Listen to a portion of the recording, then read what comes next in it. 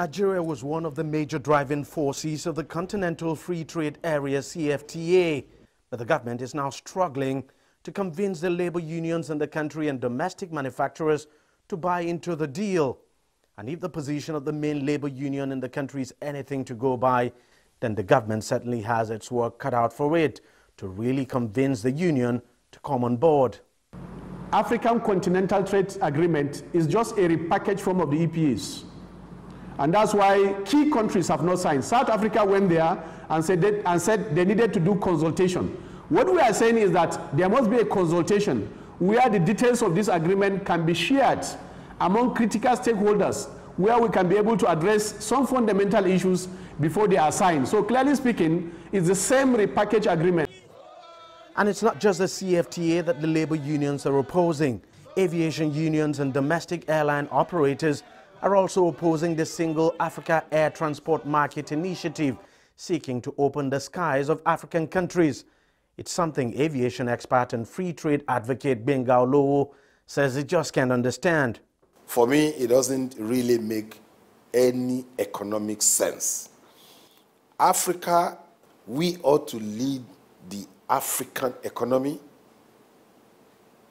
and we better redesign or redefine what we want to stand for. Do you want to be a closed economy or open economy? Is it not too late in time for Nigeria to try a closed economy? Nigerian manufacturers say signing the trade deal as it is would kill local industries and lead to massive dumping of finished goods in the country. They're seeking assurances and protection before giving their support. We are disadvantaged in terms of operating environment, which makes our products uncompetitive. And until these infrastructure deficiencies are addressed, we will never be competitive. And if you're not competitive, why will you open your doors for other competitors to come in? That means you kill yourself, you destroy what you're doing. But not everyone is swayed by that argument. Perhaps we may not compete in production, but we can compete in marketing. If we have a free trade zone and products coming here, people can buy here. We can have Dubai's here.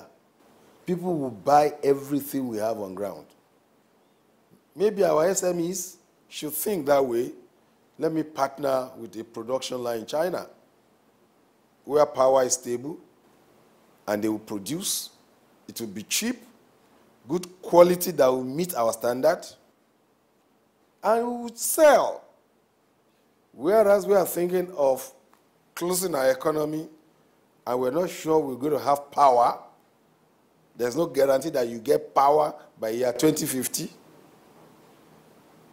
So where's your production going to start from? Every side in this debate has been putting forward a very compelling argument to make their case.